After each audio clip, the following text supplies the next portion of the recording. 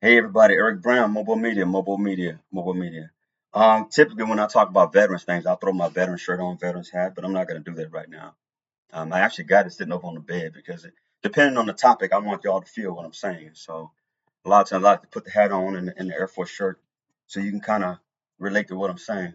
But I don't think it's necessary what I'm about to say. And what I'm about to say is that the VA healthcare system is shameful. They should be ashamed of themselves, the VA. VA is I've never really had any real dealings with VA until the last couple of years, and the reason for that is because I do a lot of international travel. Um, I do own a home in the Philippines, and in the Philippines they have a VA facility there near the embassy because you have Marines that protect the embassy. You got a lot of veterans overseas, things like that. But it's disgusting that the VA healthcare system. Don't get me wrong, they've come a long way. I get that. If anybody remembers the movie Born on the Fourth of July, if you've never seen that movie, go look at that movie. Go look at that movie. And some elements in that movie are still in existence at the VA. My grandfather passed away in a VA hospital in 1991 in Dallas. And I never forget, not a couple of family members, they still remember what happened to him in that hospital. It was the care was just abominable. It was horrible. The care was horrible. I mean, they would have veterans sleeping in, I mean, have veterans laying in their own feces and poop and covered in poop, wouldn't clean them, and hell, the VA staff be all playing dominoes or cards. I mean, there are stories where the VA staff be in the closet shooting dope. Real talk, man. I'm not even making this up, man. They didn't give a damn about no veteran back then. It wasn't until that movie, the 4th of July, that Born on the 4th of July came on, that people were outraged. And they were like, what? This is going to VA hospital? Like, hell yeah, it's going to VA hospital. And some of it still goes on. But my grandfather, I'll never forget, my mom was telling me a story about my grandfather and how they would go visit him. And my aunt, my loving aunt, she would lay into some of those hospital folks about the care they were giving my granddad because they were not doing their best to make sure he was comfortable before he passed. It was just sickening. It was disgusting. But fast forward, when I engaged VA, man, I ain't gonna tell you, I saw some of the same stuff. I saw stuff that shocked the hell out of me. Just shocked the hell out of me. And nothing against the providers at the VA. You got some good providers there, but understand this: the providers at the VA are not the same providers that your typical docs out in the communities out there. Some of these folks don't even have to have a license. I'm not even lying. Some of them have licenses that have been suspended in other states, things like that. But the VA get what they can take, man. They get what they can take in the interest of healthcare to the veteran. Because keep in mind, they made a promise to us when we raised our right hand that they would care for us, and that's what that's all about. But what I don't understand is VA is a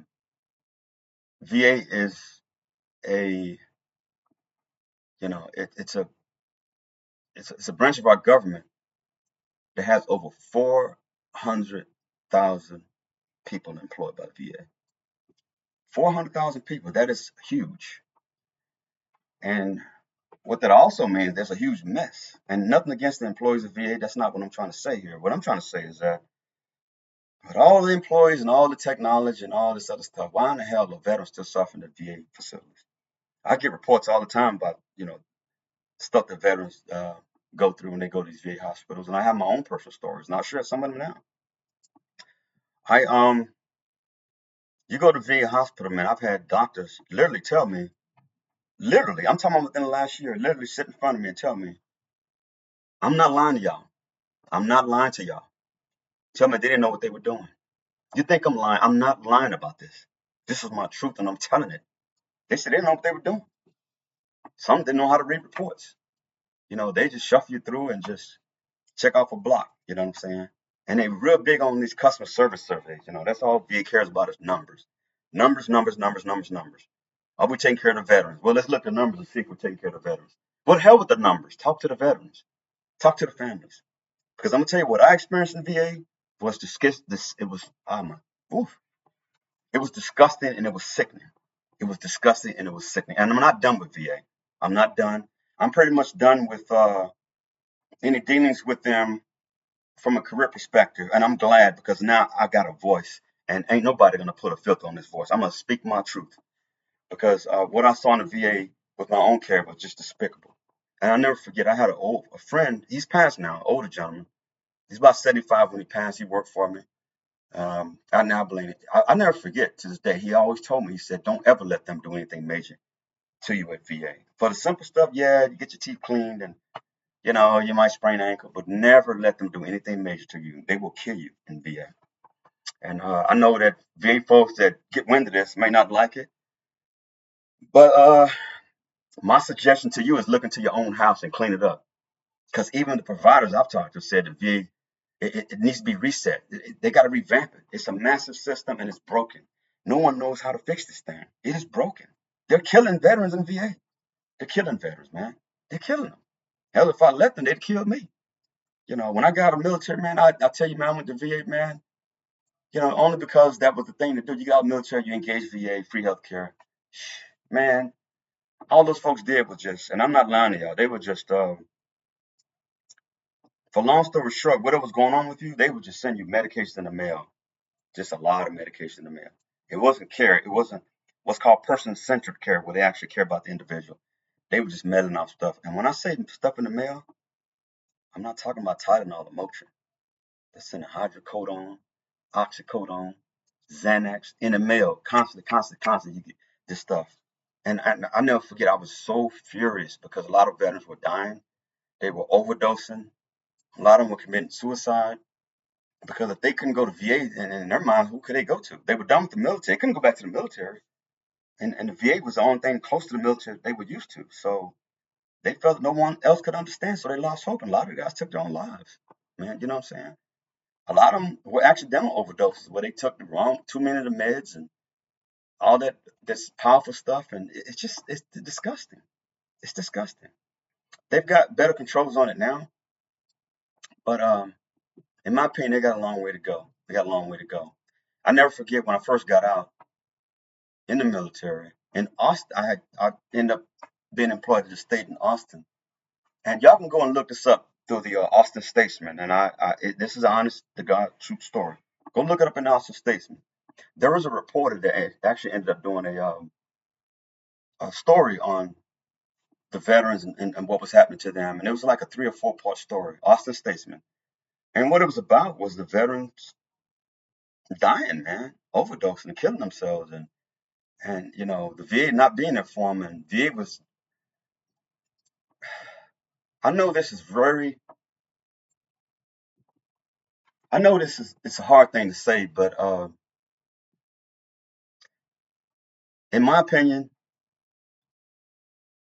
a dead veteran is better to the VA than an alive veteran. Real talk. Because an alive veteran, there's a lot of complicated issues. When you talk about PTSD and these folks going to combat and all this stuff, they don't know how to deal with all this stuff, man. A lot of folks working in the VA are not even military. People don't even realize VA, the majority of them are civilians. They never served in the military. People don't know that. So how the hell can they understand what I went through? How can they understand it?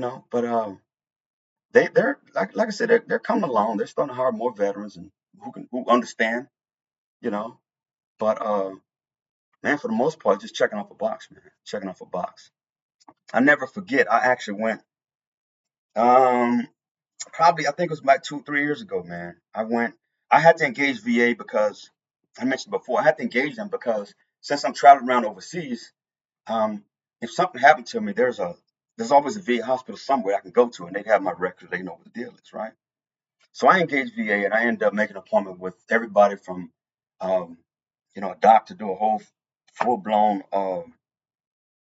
exam to seeing a psychiatrist, a psychologist, just to make sure I touched all of it. So just in case if I was overseas in a situation, they would know me and give me proper medical care. And I never forget, man. I never forget. I went to visit a psychologist at the VA hospital in Austin. No, in Cedar Park, not far. Cedar Park, north of Boston, about 30 minutes north of Boston. I never forget. I went to see a psychologist there. And keep in mind, I got a mental health background, so uh, I know exactly what the lingo, and I don't tell them that because I don't want them to ever think I know more than them, and I'm trying to self-diagnose and stuff. But I never forget, man. I'm sitting in front of this dude. First of all, he comes out and get me from the waiting area, and all he was doing was just come back and ask the questions about what I had been through and was I okay and blah blah blah blah blah, right? So, man, I went in this guy's office. The first thing I picked up on is I'm sitting in the chair and I'm looking at this guy. This guy barely made eye contact with me. He was on the computer, just typing on the computer. Every now and then he'd look over, he asked a stupid ass question on the computer, on the computer. And that didn't sit well with me. I mean, man, what is this? You know what I'm saying? What the hell is this? In that line of work, when you're talking about behavioral health, mental health, things like that, man, you got to engage the individual, man. You have to engage the individual because they know whether you give a damn or not. But this guy was sitting there typing, and he would ask me questions and I answer him, blah, blah, blah, blah. Something told me before I left out of there to get a copy of those notes that this guy was writing on me. When I tell you, when I saw those notes, I'll never forget. I went back to VA to get the notes, and I went sat in the car. I looked at those notes. And I literally began crying. I'm not gonna lie to you. I just started crying. And it wasn't. I wasn't crying for me. I was crying for the other veterans who have to go through this stuff. What was in my records? What was in my notes from that visit? This guy put in my note that I was a 16-year-old female teenager who had tried to commit suicide by putting a trash bag over my head, blah, blah, blah, blah, all this stuff. Long story short, he got my records mixed up with somebody else's records. So when he was typing what he was doing, he was overwhelmed. And so what he was typing was her stuff while talking to me. So my records were her stuff. It had all this stuff in there that I was suicidal and blah, blah, blah, blah. I'm like, man, I just started crying. I started crying for the veterans that had to endure this. I started crying for the veterans who had probably died because of VA's um, neglect. And I cried for the unknown veteran out there who lost hope, who lost hope because they thought VA had their back. And I ended up engaging, the after I saw this, I went home and I immediately called the VA officials and at the time at the hospital, and they connected me to a officer complaint. They connect you to a complaint officer, whatever person to talk to you, and say what's going on. And I talked to this dude and told him what happened. He said, "Hold on, let me look, see." He wanted to verify what I was saying because it sounded so damn crazy. Man, this dude on the phone, man, he looked on the computer. He said, "You gotta be shitting me." Excuse my French for everybody. I'm just trying to be real and let you know. He said, "I can't believe this." He said, "Mr. Brown, or Master Sergeant Brown, they still call you Master Sergeant Brown, retired." He says, I'm typing notes right now and I'm sending it off to my boss because this is crazy, right? I kid you not, 2 hours later, I get a phone call from the same provider that saw me in the office. You know what he told me? "Mr. Brown, I'm sorry. I heard you had a problem. What's going on? What's going on?" I said, "What's going on?"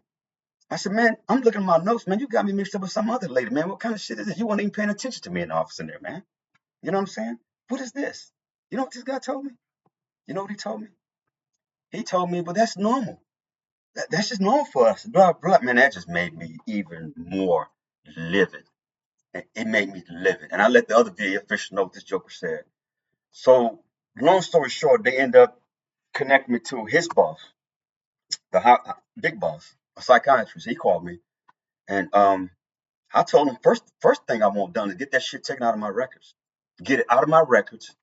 And um, it's a shame what happened. It's a shame. And I'm concerned for the other veterans that come to this facility. So he assured me that he would take care of it. He assured me, and you know, I'm not going to knock him. He did the right thing. He went in and made sure, he went and corrected those records. He got on that psychologist or whatever, but he made sure that stuff was pulled out of my records because it wasn't me, you know. And I ended up meeting with him and told him, man, I said, I don't know which way I'm going to go with this. I may go to the damn media. And his eyes just get, I said, I may go to the media. I was just so livid. But because of his response to it, that caused me to kind of not do that. He assured me he would take care of it. He did take care of it. He's very professional. Uh, to this day, I have a high amount of respect for that gentleman. Um, but he took care of it. But it didn't fix the problem, the issue. Like I told him, the thing that really upset me was this guy was saying that that's normal. And I say, if that's normal, you guys have a big problem. If that's normal to get records mixed up, man, you could kill somebody. Y'all got a problem, you know. And I told myself, even though I told the doc I wasn't going to the media, and he asked me, he said, Mr. Brown, if you please, I promise you I'll take care of it. Just let us deal with it first. And what he was telling me was keep it inside VA. And I agreed to it. I agreed to it at the time. But something in my spirit said, if I don't speak to this, then I'm doing a disservice to other veterans. So the time will come when I'm gonna let the cat out the bag and let them know really what's going on at some of these VA hospitals. And so I'm not here to knock VA. I'm not here to trash them. VA, I think there's some good docs. There are good people there, but for the most part, they're not. When I raise my right hand, I promise to defend this nation against all enemies, foreign and domestic. They promised to take care of me. I signed a contract. They didn't own up to their part of the contract, and I want it known. And it makes me wonder how many other veterans out there, um, man, it's crazy. It's crazy. But, but, but, I'm here. I ain't going nowhere, and I'm just turn the heat up, especially for veterans in my community. For veterans in my community, I'm going to start doing public information requests. I'm going to start really turning the heat up to make sure that they're doing the right thing by us because, my God, they're killing veterans, man. They're killing them. They're killing veterans. They're killing them. All they're doing is pumping all these drugs and pills and all this other stuff to them, man. All this stuff. And I don't say that with a broad brush, but I say that based on my own personal experiences. With that, I'm not going to go any further with this because I'll probably start cursing and everything else, and that's not me. I don't want to make this platform out of that. I know kids and everything else watching, but I have to speak my truth, and I don't care who has something to say against my truth because I own it. It's my truth. I own it. I will always own my truth. So if you don't want to hear my truth, then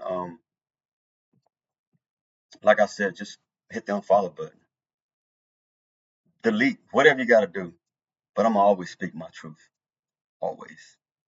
With that, I'll let y'all go. This is Eric Brown, MOBO-Media. Till next time, y'all take care. Bye bye.